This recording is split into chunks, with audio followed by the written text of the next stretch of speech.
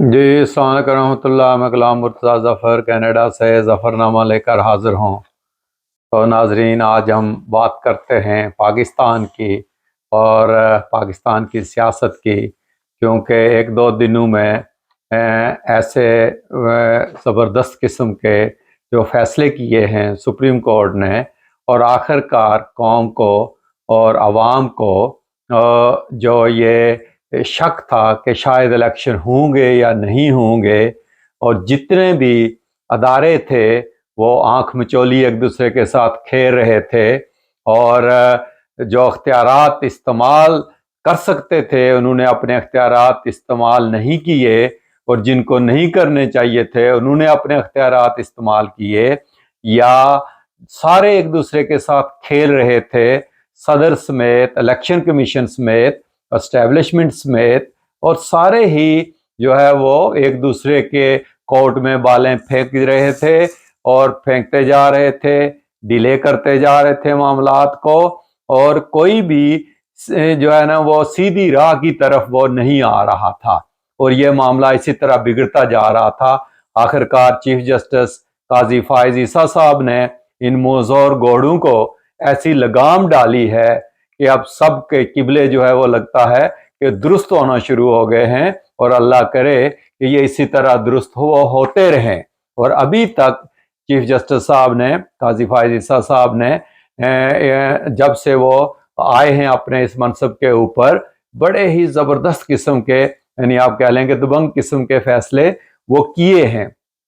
एक तो वो फुल कोर्ट रेफरेंस वाला देखें, उन्होंने अपने अख्तियारात भी कम कर दिए हैं, मगर अभी तक वो किसी के दबाव में नहीं आए, किसी तरफ झुकाव जो है वो उनका वो नहीं आया, और उन्होंने कोई ऐसी स्कीम अभी तक नहीं छोड़ी कि जिसकी वजह से कोई गेमें करें और लोग प्ले करें और मामलात को जो है ना वो आगे से आगे, यानी को ग्रे एरिया वो छोड़ नहीं रहे हैं किसी का भी। तो जिस तरह अभी उन्होंने पिछले कल के जो अगला व्लॉग था कल परसों का, उसमें भी हमने बताया कि उन्होंने वो फैजाबाद धरना वाला केस भी, अगरचे दरखास्तें वापस हो रही हैं मगर उन्होंने उसको छोड़ा नहीं है, वो उसको इम्प्लीमेंट करवा के रहेंगे, और उसमें बड़े बड़े जो है ना वो रगड़े जाएंगे अगर चीफ जस्टिस साहब इसी तरह साबित कदमी से और नेक नीति से काम करते रहे। और फिर ये जो इलेक्शन वाला मामला था कि इलेक्शन आगे से आगे होंगे कि नहीं, उन्होंने देखें कि कल अटॉर्नी जनरल्स को भी और चीफ इलेक्शन कमिश्नर को भी और हर एक को इस तरह बांधा वहां कि उन्होंने कहा कि ये नहीं, एक डेट देनी है, और डेट उन्होंने एक दी, और उनको कहा कि अभी आप जाएं जो है ना ऐवान सदर में, वहां सदर साहब के साथ मुलाकात करें और वहां से लिखवा कर लाएं, और उनको उनके साथ बैठकर मुशावरत करें और इस डेट को जो है वो फाइनल करें। और देखें कि उन्होंने वहां से उनकी दौड़ें लगवाई, चीफ इलेक्शन कमिश्नर की भी, अटॉर्नी जनरल की भी। वो गए, सदर साहब के साथ जाकर बैठे, और पहले 11 फरवरी की तारीख तय हुई थी, मगर फिर सदर साहब के मशवरे से तो आखिर 8 फरवरी की बात हुई। और फिर आज अदालत में जब वो आए अटॉर्नी जनरल साहब, इलेक्शन कमीशन के लोग भी, तो उन्होंने कहा जी कि सदर साहब के मशवरा के साथ बात तय हो गई है 8 फरवरी, मगर जो डॉक्यूमेंट पेश किए उन पर सदर साहब के दस्तखत नहीं थे, आरफ अलवी साहब के। चीफ जस्टिस साहब ने कहा कि दस्तखत कहाँ है, जाएं और जाकर अभी दस्तखत करा के असल कॉपी वापस लेकर आए। और फिर दौड़ लगवाई अटॉर्नी जनरल की, फिर वो गए, जाकर सदर के दस्तखत करवाए और फिर वापस आए। यानी कि कोई भी वो लूपहोल ऐसा छोड़ नहीं रहे थे चीफ जस्टिस साहब कि कल ये उसको बुनियाद बनाकर, या जो भी फैसला करने वाले जो लोग थे वो उनमें से कोई एक ये कह दे कि मैंने ये नहीं किया था, मैंने ये नहीं किया था। जिस तरह के अभी सदर साहब भी कह रहे हैं जी कि मैंने काजी फायज ईसा साहब के खिलाफ रेफरेंस नहीं भेजा था, वो तो वजीर आजम उससे आया था, और फिर हर कोई अपने जो है ना वो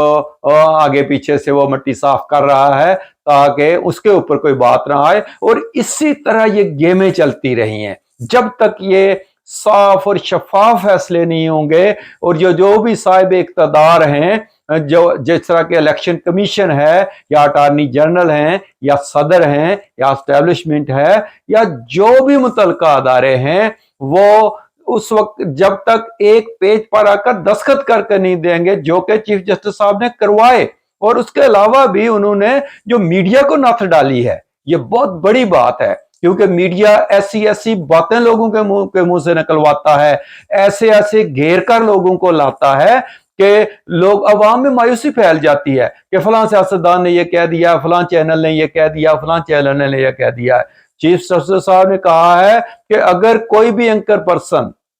کوئی بھی میڈیا چینل، کوئی بھی ٹی وی اسٹیشن اگر ایسی مایوسی کی بات پھیلائے گا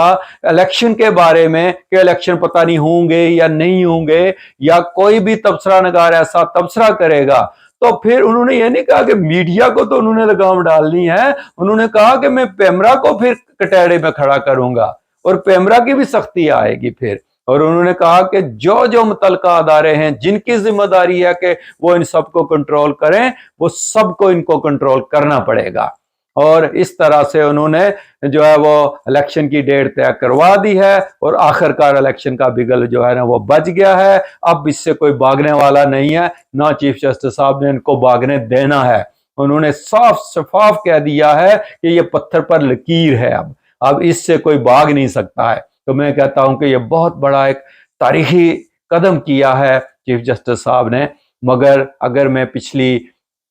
تاریخ کو دیکھوں، میں اپنی سیاست کو دیکھوں، میں اپنے اسٹیبلشمنٹ کے ہتھ کنڈوں کو دیکھوں، تو پتہ نہیں کب کسی وقت کوئی ایسی ویڈیو لیک ہو جائے گی، ایسی ویڈیو سامنے آ جائے گی۔ نیب کے چیئرمین کی ویڈیو دیکھیں کیسے آئیں، جو پہلے چیف جسٹس گئے ہیں ان کی ویڈیوز کیسے سامنے آئیں۔ اب اللہ ہی خیر کرے کہ اگر یہ ان کا اگر نیت ان کی ٹھیک ہے، یہ خود بھی بہت بڑا بھگتے ہیں، ہو سکتا ہے کہ انہوں نے کوئی سبق سیکھا ہو، اور خدا کرے کہ ہماری جو عدالتیں ہیں وہ انصاف پہ قائم رہنے والی ہوں، اور ان کو چاہے جو مرضی قربانی دینی پڑے، اور وہ آئین کی بالادستی کو جو ہے نا وہ سامنے رکھے، نہ کہ آئین کے ساتھ جو ہے نا وہ کھیل کھیلتے رہیں اور کھیل کھیلنے کا موقع دیتے رہیں دوسروں کو۔ یہاں ذاتی پسند ناپسند چلتی رہی ہے، اور اسی طرح ہم دیکھتے آئے ہیں کہ وہ ایک چیف جسٹس صاحب آئے تھے، وہ چھاپا مار چیف جسٹس صاحب، انہوں نے ڈیم کے لیے کیا کیا، ہم لوگ ان کے پیچھے بھی چلتے رہے، لاکھوں کروڑوں ڈالر لوگوں نے اکٹھے کر کے ان کو دیے، مگر مڑ کے کوئی پرسان حال نہیں رہا کہ وہ ڈیم کہاں گئے ہیں۔ ایک اور صاحب آئے جن کو مشرف صاحب نے رگڑا لگایا تھا، ان کے لیے بھی پوری دنیا اکٹھی ہوئی، وکیل اکٹھے ہوئے، مگر جنہوں نے ان کی سپورٹ کی تھی بعد میں پتا چلا کہ یہ تو آدمی 2 نمبر تھے، اور ہم نے تو بڑی غلطی کر دی اس وقت۔ لیکن مجھے لگتا ہے کہ قاضی فائز عیسیٰ صاحب